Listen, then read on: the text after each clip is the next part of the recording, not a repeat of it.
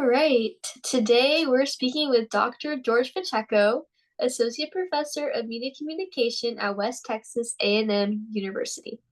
He's a strong candidate for first generation college students and recently helped launch a special first gen book collection at the Cornet Library. We're here to learn more about how the project started, its goals, and how others might create something similar. So, on behalf of the My Tribe Media team, thank you so much for being here with us today. And our first question is, what inspired you to start the First Gen collection at Cornet Library, and how did the idea first take shape? Well, the inspiration came from the work that I get to do with First Gen Forward. I'm a part of a cohort of people who meet on a regular basis.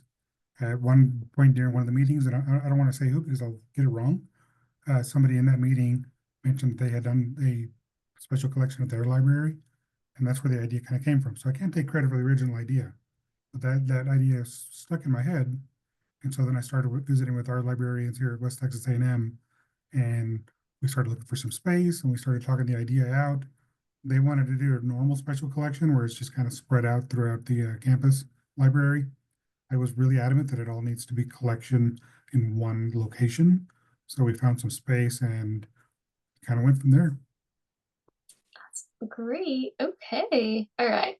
Our second question is, can you describe the kinds of books included in the collection and how they were selected?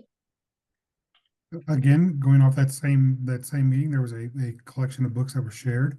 It was a very long collection, so we didn't have the funds to buy all of them. But the books are all about first gen journeys, first gen narratives, the ways in which students can engage in college, what to expect when you come to college. There's a soon to come the journal, the first gen journal of student success is going to be a part of the collection as well. So all in all, I think we have around 40 books right now, and they're all centered in some way, shape, or form around the voice of helping first gen students find their footing when they get to campus. Awesome. And hopefully we can make that 41 with LT's book, Smart Girl. It's already there. Yeah, okay, awesome. All right, our third question. What are the main goals of this collection, both for first gen students and for the broader West Texas A&M community? We're about 50% first gen student population on our campus. So the broader goals are always to support half of our student population in whatever way we possibly can. Having this collection in one spot gives students, and there's signage for it, and there's some seating area next to it. It gives them a space where they can go and look for things that help them. Oftentimes, as first gen, I was a first gen student, we're afraid of asking for help and don't know how to ask for help. And so this gives us a space to go to if we're too afraid to go ask anybody else for help. No, I can definitely relate as well as a first gen student, so thank you Yeah, so much for creating a space for other first gens. definitely. All right, our fourth question. What has been the initial response from students, faculty, or staff since the collection launched? Everything that I've heard so far has been positive. The day we did the launch, the unveiling and everything, we had a lot of students in the space, we had the media and all that kinds of stuff come and celebrate and take pictures and do all the things that they do. Since then, I've gone, walked through there and kind of peeked to see what's going on. It seems like there's often students sitting there kind of looking through the material. We're in summertime right now, so there's not much action right now.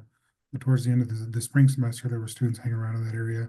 There's some whiteboards where they can do study groups along with the seating and whatnot. So I think ultimately it's going to be a really good space That's awesome. I don't know if and resource. yeah, I don't know if LT has Sodi, but we have like a commuter room at LMU. So it's like Nice. mainly first gen students and it's like a little study lounge. So kind of Very reminded cool. me of how that we have that set up here. All right, our fifth question. What advice would you give to other institutions or faculty who want to create something similar at their own campuses? Ask. Like that's the hardest part, right? Is asking, Mhm. is there a space for this? Once you get that initiation, conversation initiated, it's really just about finding the best fit for that campus, right? Not all campuses are the same. Right. We had the space, we allocated the space for this kind of shelving and whatnot. It's a very useful space. And so if you're on a campus who wants to do something like that, I definitely would advocate for you pushing to have it all collected in one location. Right? Special collections, again, they're spread out throughout the stacks and all over the different floors of the library and whatnot. This one is specifically housed in one section, so I think that's important. Definitely. I know at LMU, unfortunately, a lot of like our first gen typical stories are down in the basement, so there's not really a collection there. So definitely Right, good advice for us to start our own LMU. right. All right. So for our last question, how do you see the collection growing or evolving in the future? Well, so far since it's launched, I've known a few people who are transitioning jobs and moving offices and whatnot. They've donated some of their books. So as far as growth, I think there's going to be some growth from people who, transition away from campus or to different offices or just need more space for new books. So hopefully that will continue to happen as well. Hopefully we'll continue getting some funding to purchase new books as they come out. And along with that, there's media that comes with it, right? There's films and video and documentaries and things like that. So hopefully we can grow into that space as well, but only time will tell. Yeah, and then hopefully maybe some of the students can start their own media. Like if there's like a film school section at your university, that'd be really That'd cool. be great too. Yeah. Well, that's all the questions I have. Is there anything else you'd like to add on? Um, Other than just don't be afraid to ask and run headfirst into it. That's the best advice I can give.